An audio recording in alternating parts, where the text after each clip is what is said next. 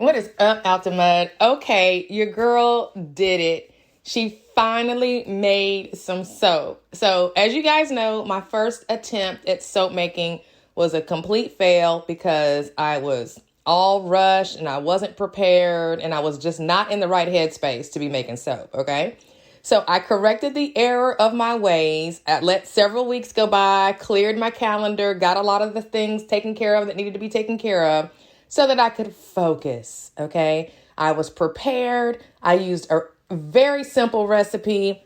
Shout out to Heidi at Healing Harvest Homestead. You guys, go check out Heidi's YouTube channel. I have binged watched several of her videos. Not only that, she is so amazing at what she does. I was just inspired to purchase her course. I think it was $77 on how to make soap, the hot process method. And it was absolutely 100% worth every single penny. And I can't wait to even, join some of her other communities. So not an affiliate, just a fan. Definitely go check out Heidi at her YouTube channel. So last night, I'm in class teaching those folks who are trying to start a farm using soap as a cash crop how to do the hot process method along with me. I'm not an expert soap maker, so I hired an expert and hired Heidi to teach me how, but I am an expert in business. I have 3 of them and they're all making money. Well, 2 of them are making money. The farm is just the farm. But anywho, so this class that I'm teaching over 6 months, I gave everybody a full disclaimer. I'm not an expert in soap making, but I'm going to learn how to make soap and I'm going to show you guys how to sell it. So what we're doing is making this soap for a very specific audience. I've talked to you guys about the folks who have like skin related issues, eczema. So our ingredients have been intentionally chosen for that purpose. But in this particular recipe, we're using these ingredients just simply because they are a simple recipe for me to get practice on. So we've got coconut oil. It's called for shea butter, but I was able to substitute coconut butter. Apparently, you must do your research. You can't just substitute things willy-nilly. So I did my research and I realized that I could substitute cocoa butter for shea butter. Likewise, it called for almond oil. I didn't have any almond oil, but I had apricot oil. And both of those are seed oils with oleic acid as their fat, I believe. So, and I may be missaying that, but anyway, they could be substituted for one another. So what did I have? I have coconut oil, cocoa butter, apricot oil, and I had castor oil and what else? Oh, olive oil. So those were my oils. And then obviously we have the lye and we have the distilled water. I didn't do the goat's milk soap this time. Apparently, sugars are I'm not ready for sugars yet. I'm not ready for stuff with sugars. I need to just start with the basics. And so like I said from the last video, you have to learn how to respect this process. And that's exactly what I did this time around. So we're in class. We're taking our time. We're going slowly. We started off mixing our oils. We got our oils all mixed in. The crock pot was heated. And so the cocoa butter obviously was solid. So it needed some time to melt. The coconut oil, I'd already kind of put in the microwave, so it was already kind of liquefied, but it, needed some time to melt. And then I added my other oils, measured to the T, made sure everything was just as per the instructions, right? I didn't deviate at all whatsoever. So then we get our lye mixed into our water. You never, ever, ever pour water into lye. Never pour water into lye. Always, always, always pour your lye into your water. That way you don't create any kind of a volcanic kind of a situation when you do it the other way around. Also, as a reminder, never use aluminum in this whole process. Aluminum is a reactive metal and it could react with your lye. So if you're stirring or doing anything with any kind of, utensil, make sure it is non-aluminum. Okay. Now, so I got everything together and the oils, I made sure were all melted before I poured my lye mixture in. And this lye mixture, let me tell you, I had to step outside because the last time I made soap, I got sick for like 3 or 4 days and I thought I had COVID or something.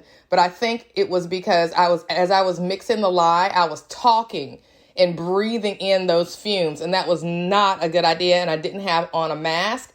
So this time I took extra caution to make sure when I was mixing the lye to make sure I was already in a ventilated space, which is very important. However, talking over a live mixture is just not a good idea. So what I did this time is I made sure I stepped back away from the live mixture as I was stirring it. And I even stepped outside at one point just to make sure I got plenty of ventilation. Because once you start stirring it right at the beginning, that smoke starts coming off of it because it's heating up. And that's the stuff that could really irritate your throat and your nostrils. So definitely be aware of that. It's probably just a good idea to wear a mask. Okay, so I got the lye mixture all mixed in. You want to mix that in thoroughly. Make sure it kind of gets clear. You're going to be mixing it for a few minutes. Then stir that into your oil. And as soon as you do, you're going to start seeing the color change and, things start to change. So I'm stirring it and stirring it and stirring it. I was stirring it with my wooden spoon and I was stirring it and stirring it and stirring it. It seemed like it was taking forever.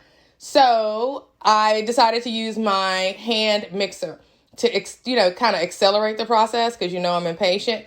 So I used my hand mixer to accelerate the process, and boy, did it ever. It started to really thicken up. I noticed that it started to get to trace probably about maybe 5 minutes into using the hand mixer. I can't remember. At any rate, it started to get to that first phase, which is that pudding phase. And I was like, oh my gosh, it's happening. I can't believe it. And so I was talking to the other students who were getting ready to do this, and some of which actually have already started, and I'm super proud of them. Some of them are kind of like still kind of nervous about it, still kind of watching me see if I blow things up, right? But I believe now that we've gotten through this second attempt and they see that it actually does work and it's, not as scary as I made it seem to begin with, that I think people are going to start taking those steps forward, because the goal for this whole class for 6 months is for me to help you get your farm started, guys, from anywhere. Like, I don't want you to just keep waiting on that. I don't want you to wait on land. I don't want you to wait on anything. I want you to go ahead and start producing an agricultural product. Remember what the USDA says. A farm is any place that could or normally would produce $1,000 worth of agricultural products in a given year. That's any place. That means your kitchen, right? So soap is, in fact, an agricultural product, and you absolutely should and could start that in your kitchen, wherever you are. And we talked about this last night amongst ourselves, and that's the fact that if you're making soap, you really should be making salves and creams and candles and a whole host of other things. But anyway, back to the soap. So we got all of that done. These guys are getting ready to start their farm, get their farm number. We're going to get all this soap made so we can sell $1,000 worth of product. Now, a big part of this class is I'm showing them how to sell. Like I said, it's 80% business, 20% soap making. So the 80% business is I'm showing them how to get their social media set up. I'm helping them with their videography and all of the things so that they can get a wait list, because this soap is going to be so, quality. It's going to have quality ingredients, and so it's not going to be just your averagely priced bar of soap. And they also have access to a calculator that lets them input their margins, input their expenses, so that they can actually come up with the right retail and wholesale pricing for their soap. So this class is like comprehensive, right? We're learning how to make soap, yes, but we're also learning how to build a small business at the same time. Okay, so anyway, the soap is done. I'm mixing it. It went through the pudding stage. Then I saw the translucence and the mash at the end of the mashed potato phase. And then it kind of almost got to this waxy phase. Now here I'm realizing that I have waited too long. I think it got too dry. I should have had somebody on my YouTube channel. Shout out to the gentleman on my YouTube channel who gave me tips. I forgot to have my water sitting there to make sure it didn't get too dry. And I think it kind of did. But I've learned to make sure I don't do that again. I didn't use the goat's milk, so I, didn't have to worry about adding that in. But the water, I did need to probably add some at the end because it did get kind of dry. But I also wanted it to smell good. So I poured the essential oils that I had lavender essential oil, and I poured that in after everything was over. Why? Because the hot process, it will, dissipate the scent of your essential oil if you put it in too soon. So I waited to the very end and put that in. I also put in some Brazilian purple clay, which I shouldn't have done when I did it. I did it after the essential oil. It was dry and it was hard to mix in, and it probably didn't do any good at all. At any rate, I'll make sure I do that differently next time. But I did put my essential oils in, And typically the rule of thumb is a teaspoon per pound of oils. And once I added up all of my oils, it was about 2 pounds of oils. And so I did 2 teaspoons of essential oil, well, it really quite 2 ounces rather of essential oils. Is it 2 ounces or 2 teaspoons? I don't know. I put in the whole jar, okay? I put the whole jar of essential oil into the mixture right at the very, very end, mix it up really good, which was extremely hard to do because it had gotten really thick by this point. And I'm like, oh my gosh, this is too dry, but I didn't add any more liquid. I just put it in the mold and was like, okay, whatever happens, happens. So that was last night. This morning I get up and I'm so excited. I go grab some donuts, get some coffee, go back there to check on my soap. And it was so nice to walk back there and not see a science experiment gone wrong. It was just this nice little loaf sitting, waiting to be uncovered. And so I went into my soap kitchen to check on my loaf, and I looked at the top and it looks pretty rough. It's not the prettiest loaf, okay? I will admit. But I grabbed a few crumbles off of it so that I could go do my lather test. So take it back into my kitchen up front, turn on some water, and I start the lather test. And you guys, OMG, this soap smells so good. And it feels so good. Now, it may not be the prettiest soap, okay? But when I tell you, when I started, and I just have, as you can see, just a couple of little crumbles that I grabbed off of the top of the loaf. I didn't even grab like a whole ounce. I mean, it wasn't even, maybe even a teaspoon. Not even that much. Just a few crumbles. Took it into the sink and added some water to it and started rubbing. And girl, let me tell you, this soap is heavenly. And guys, I know there's some guys listening. This soap is heavenly, okay? So it's creamy, it's moisturizing, it smells good.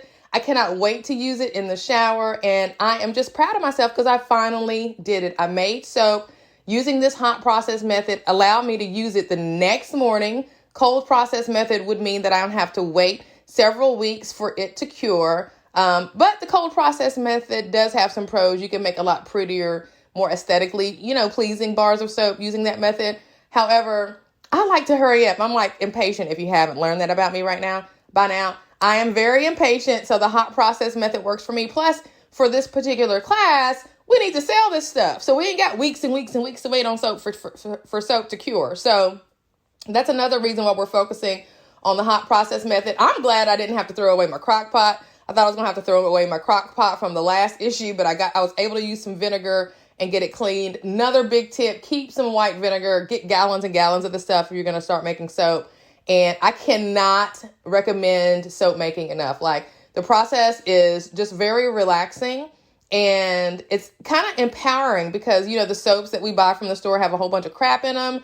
And I know exactly what's in this soap and I can't wait to cut it. I'll do that in the next video. And I can't wait for my family to use it. I feel confident in giving a bar to everybody to use. And it's going to be, you know what? I'll probably do Christmas presents. I'll probably make soap for everybody. But anyway, so I got my first loaf made. I can't wait to cut it in the next video. Thank you guys for sticking around and for your encouraging words and for your tips. I love you guys. You are amazing. If you're on the fence about starting a farm, don't be. Get started with something like soap. It's an agricultural product and you can start a farm from anywhere. Don't forget, Farm Meet and Greet is the last day of the month. So register at the link below if you haven't done so already, because if you can't make it live, you can always watch the replay. All right, I'll see you guys later. Have a great one. Peace.